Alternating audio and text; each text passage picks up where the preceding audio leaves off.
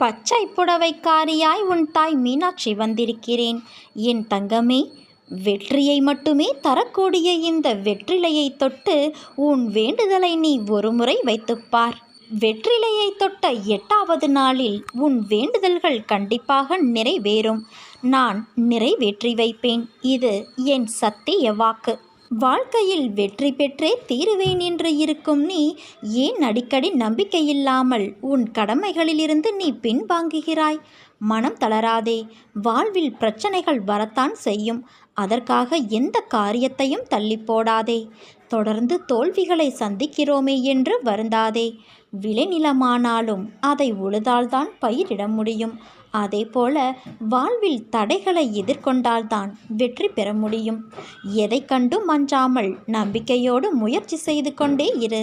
உன்னுடைய துன்பங்கள் எல்லாம் ஒன்று சேர்ந்து உன்னை பல இடங்களில் விரக்தியின் வெளிப்பாடாய் கோபப்பட வைக்கிறது.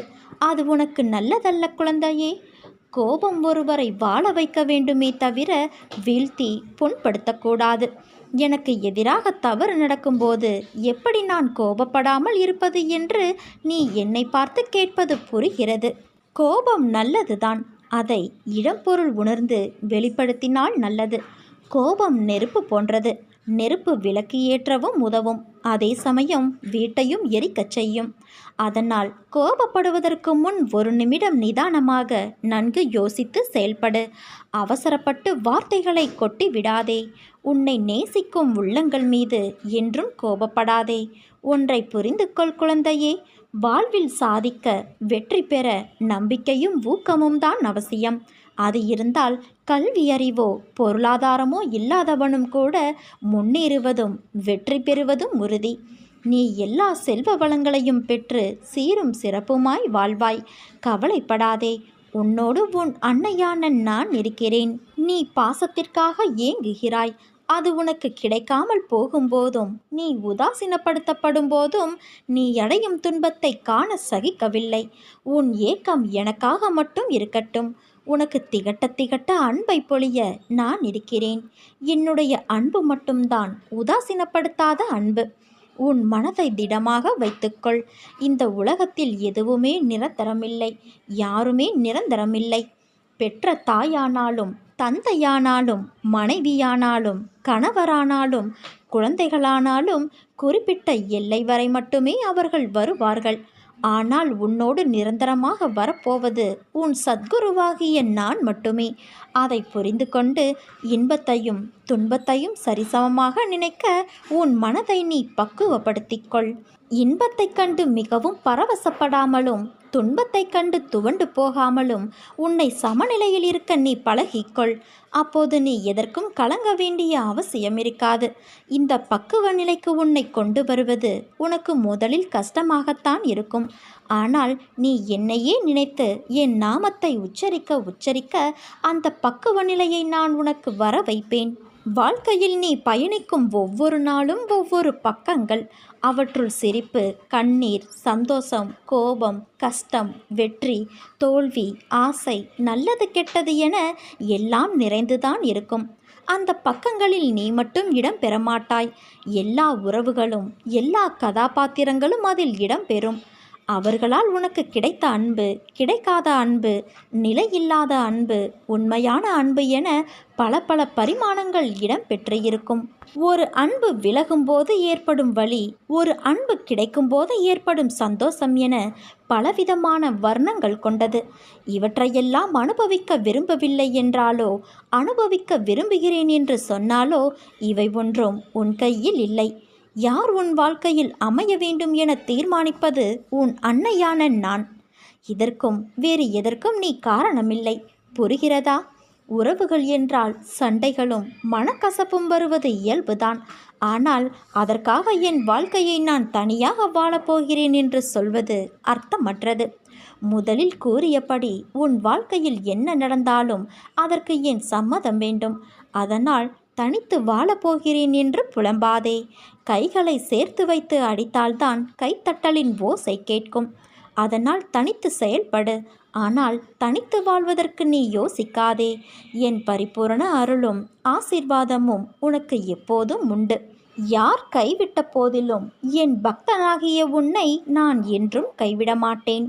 நீ எங்கே அசிங்கப்படுகிறாயோ அந்த இடம்தான் வாழ்க்கையின் பாடத்தை கற்றுக்கொள்ள சிறந்த இடம்.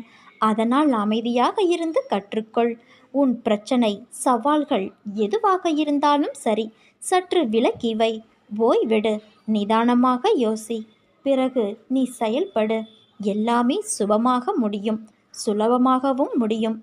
பொறுமை ஒன்றே உன்னை வெற்றிக்கான நல்நிலைக்கு கொண்டு செல்லும். நீ ஒவ்வொரு முறையும் தோற்கும்போது நாம் இன்னும் பெரிய செயல்களில் வெற்றி பெறப் போகிறோம் என்பதை மனதில் வைத்துக்கொள். முன்பு தோல்வியடைந்து விட்டோமே என்று தரையை பார்த்தாலும் பிறகு வெற்றி பெற்று விட்டோமே என்று வானத்தை பார்ப்பதும் வாழ்க்கைக்கு சிறந்தது அல்ல. ஒன்றை மட்டும் புரிந்து கொள். கர்வமற்ற வெற்றியே மேன்மேலும் சிகரம் தொட வழிவகுக்கும். நமது வாழ்க்கை பயணத்தில் ஒரு சிலர் குறை கூறுவதற்கு என்றே பிறவி எடுத்து இருக்கிறார்கள். அவர்களை பற்றியும் அவர் கருத்துக்களை பற்றியும் கவலைப்படாமல் முன்னேறிக்கொண்டே இரு. நாம் பரபரப்பாக இருந்தாலே பாதி சோகம் கண்ணுக்கு தெரியாது. சுறுசுறுப்பாக இயங்கினாலே எந்த சோகமும் நெருங்கி வராது. சாதிக்க துடிக்கும் ஒவ்வொருவருக்கும் தன்னம்பிக்கையும் அதிகம், அவமானமும் அதிகம் ஏற்படும். இதை நாம் ஏற்றுக்கொண்டால் மட்டுமே காலத்தாலும் வீழ்த்த முடியாத வரலாறு படைக்க முடியும். நீச்சல் செய்ய முடியாதவர்களால் எப்படி நீரோட்டமுள்ள ஆற்றை கடக்க முடியாதோ அதே போல முயற்சி செய்ய முடியாதவர்களால் வாழ்க்கையில் முன்னேற முடியாது. அதனால் முயற்சி செய் குழந்தையே. முள்ளும் மலராகும். விமர்சனம் கூட ஒரு நாள் விருந்தாகும். நீ தூக்கி எறியப்படும் இடங்களில் உன்னை மேலே தூக்கி விடுவேன். காலதாமதமாகலாம், ஆனால் நிச்சயம் வெற்றி பெற முடியும். நேரம் வரட்டும், பல செயல்களை ஒரே அடியாக செய்து விடலாம் என்று காத்திருப்பவன் எந்த நேரத்திலும் எப்போதும் எதுவும் செய்ய மாட்டான். அதனால் துன்பத்தை சந்தித்தால்தான் பொறுமைக்கு வழி தெரியும். அவமானத்தை சந்தித்தால்தான் உறுதிக்கு வழி தெரியும். பசியை சந்தித்தால்தான் உணவின் அருமை தெரியும். தோல்வியை சந்தித்தால்தான் வெற்றிக்கு வழி தெரியும். எண்ணிக்கை கூட பூஜ்ஜியத்தை ஆதியாக வைத்தே தொடங்குகிறது. அதே போலத்தான் உன் வாழ்க்கையும் எதுவும் இல்லாமல் தான் தொடங்குகிறது. உயரும் எண்ணிக்கை முக்கியமில்லை, உயர்ந்த எண்ணம்தான் முக்கியம். பொதி சுமக்கும் கழுதைக்கு மதி கிடையாது. விதி என்று உயிரை கொடுத்து உழைத்து கொண்டே இருக்கிறது. புத்தி கொண்ட மனிதன் அல்லவா நீ? சக்தி உனக்குள்தானே இருக்கிறது. விதியை காரணம் காட்டி மதில் மேல் உள்ள பூனையாகி விடாதே. சிந்தித்து செயல்படு. உனக்கு நிச்சயம் வெற்றி கிடைக்கும். நம் வாழ்க்கையில் நம்பிக்கை, நிதானம், பொறுமை, சகிப்புத்தன்மை, உண்மையான அறவழியில் வாழுதல், புறம் பேசாமல் இருத்தல், இதை நீ கடைபிடித்தால் உன் பாதை மேலும் சுகமான பயணமாய் அமையும். உனக்கு என் அருளும் ஆசியும் எப்போதும் உண்டு என் செல்ல குழந்தையே. உன் வாழ்வில் அற்புதங்கள் நடக்கும். என்னை அன்போடு கூப்பிடுகிற எல்லோருக்கும் அவர்கள் கூப்பிடும் போதெல்லாம் ஓடி வந்து நான் காப்பாற்றுகிறேன்.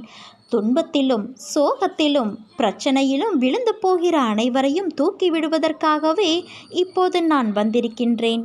கவலை, கஷ்டம், பிரச்சனை என உன்னை குறுக்கிடுகிற எதுவும் கடந்து போகக்கூடியவை. இவை எல்லாவற்றையும் விட மிக பெரியவரான உன் அன்னையான நான் அனைத்தையும் நசுக்கி போட்டு உன் நலனை விசாரித்து உனக்கு மிகுதியான பலனை தருவேன்.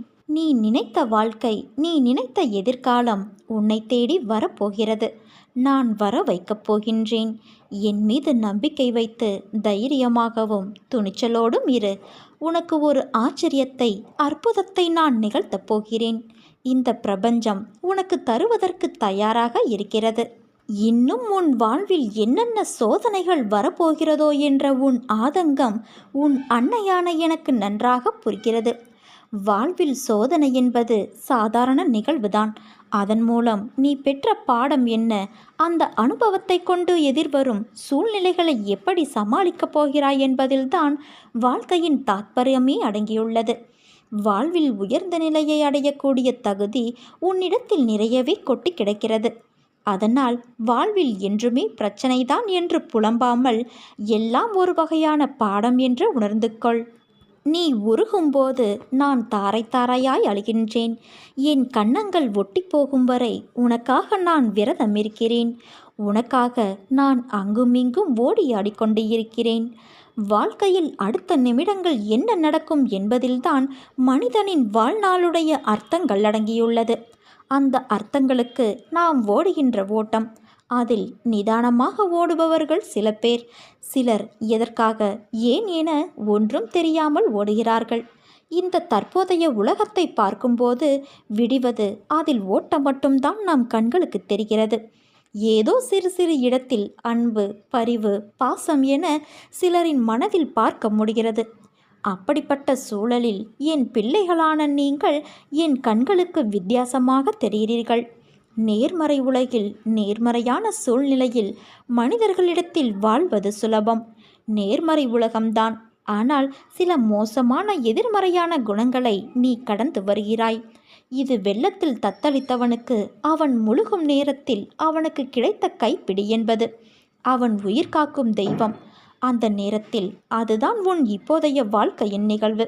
நீ எதற்கும் பதைக்காதே. என் கை எப்போதும் உன்னை காக்கும். விரைவில் மேலோங்கி உன்னை பார்த்து நகைத்தவர்களுக்கு முன்னிலையில் நிமிர்ந்து பார்க்க உன் அன்னையான நான் செய்வேன். நீ எதற்கும் கலங்காதே என் தங்கமே. உன்னில் நிச்சயம் வெற்றி என்ற தீபத்தை உன் அன்னையான நான் ஏற்றுவேன்.